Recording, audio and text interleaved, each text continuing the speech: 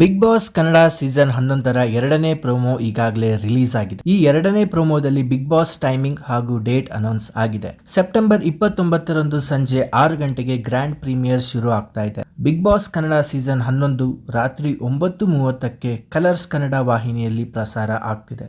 ಎಂದಿನಂತೆ ಪ್ರತಿ ವಾರವೂ ಕೂಡ ಕಿಚ್ಚನ ಪಂಚಾಯಿತಿ ಹಾಗೂ ಸೂಪರ್ ಸಂಡೇ ವಿತ್ ಸುದೀಪ ಶನಿವಾರ ಹಾಗೂ ಭಾನುವಾರ ಪ್ರಸಾರವಾಗ್ತಿದೆ. ಇನ್ನು ಪ್ರೋಮೋ ವಿಚಾರಕ್ಕೆ ಬಂದ್ರೆ ನಿಮಗೆಲ್ಲ ಗೊತ್ತಿರೋ ಹಾಗೆ ಬಿಗ್ ಬಾಸ್ ಕನ್ನಡ 10 ಸೀಸನ್ಗಳನ್ನ ಪೂರ್ಣಗೊಳಿಸಿದೆ.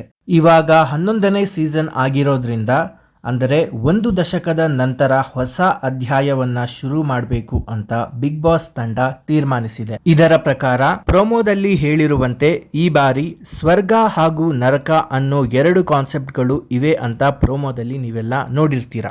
ಸ್ವರ್ಗದಲ್ಲಿರೋ ಎಲ್ಲಾ ಸ್ಪರ್ಧಿಗಳು ಮನೆಯ ಎಲ್ಲಾ ಸೌಲಭ್ಯಗಳನ್ನು ಉಪಯೋಗಿಸಬಹುದು ಹಾಗೂ ಮನೆಯ ಯಾವುದೇ ಕೆಲಸ ಮಾಡೋ ಹಾಗಿರೋದಿಲ್ಲ. ಈಗ ನರಕದ ಬಗ್ಗೆ ಹೇಳೋದಾದ್ರೆ ನಿಮಗೆಲ್ಲ ಗೊತ್ತಿರೋ ಹಾಗೆ ನರಕದಲ್ಲಿ ಎಲ್ಲಾ ಕೆಲಸಗಳು ಮಾಡಬೇಕಾಗುತ್ತೆ. ಸರಿಯಾದ ಟೈಮ್ಗೆ ಊಟ ಸಿಗೋದಿಲ್ಲ, ಮನೆಯ ಕೆಲವು ಸೌಲಭ್ಯಗಳು ಬಳಸೋದಕ್ಕಾಗೋದಿಲ್ಲ ಮತ್ತು ಇದರಲ್ಲಿ ಸ್ವಲ್ಪ ಟ್ವಿಸ್ಟ್ ಕೂಡ ಇದೆ. ಅದೇನಂದ್ರೆ ನರಕದಲ್ಲಿರೋ ಸ್ಪರ್ಧಿಗಳು ಸೀಕ್ರೆಟ್ ಟಾಸ್ಕ್ ಮೂಲಕ ಸ್ವರ್ಗದಲ್ಲಿರೋರ್ನ ನರಕಕ್ಕೆ ಕರ್ಕೊಂಡು ಬಂದು ತಾವು ಸ್ವರ್ಗಕ್ಕೆ ಹೋಗಬಹುದು. ಈ ರೀತಿಯಾಗಿ ಟ್ವಿಸ್ಟ್ ಕೂಡ ಇರುತ್ತೆ. ಈ ಸಲ ಟಾಸ್ಕ್ಗಳು ತುಂಬಾನೇ ವಿಭಿನ್ನವಾಗಿವೆ ಅಂತ ನ್ಯೂಸ್ ಕೂಡ ಬಂದಿದೆ. ಟಾಸ್ಕ್ ಗಳನ್ನ ಗೆದ್ದು ನರಕದಲ್ಲಿರೋರು ಸ್ವರ್ಗಕ್ಕೆ ಕೂಡ ಹೋಗಬಹುದು. ಈ ಸಲ ಅಂದ್ರೆ Bigg Boss Kannada season 11 starting ಇಂದಾನೇ ತುಂಬಾನೇ ಇಂಟ್ರೆಸ್ಟಿಂಗ್ ಆಗಿದೆ ಅಂತಾನೆ ಹೇಳ್ಬಹುದು. ಈ ಬಾರಿ ಸೀಸನ್ 11ರ ಸ್ಪರ್ಧಿಗಳು ಆಟವನ್ನು ತುಂಬಾನೇ ಮನೋರಂಜನೆಯಿಂದ ಆಡ್ಬೇಕಾಗುತ್ತೆ, ಅವಾಗ ಚೆನ್ನಾಗಿರುತ್ತೆ. ಹೋದ್ ಸೀಸನ್ ಅಲ್ಲಿ ನೀವೆಲ್ಲ ನೋಡಿರ್ತೀರಾ, ಬರೀ ಜಗಳಾನೇ ಆಗಿತ್ತು.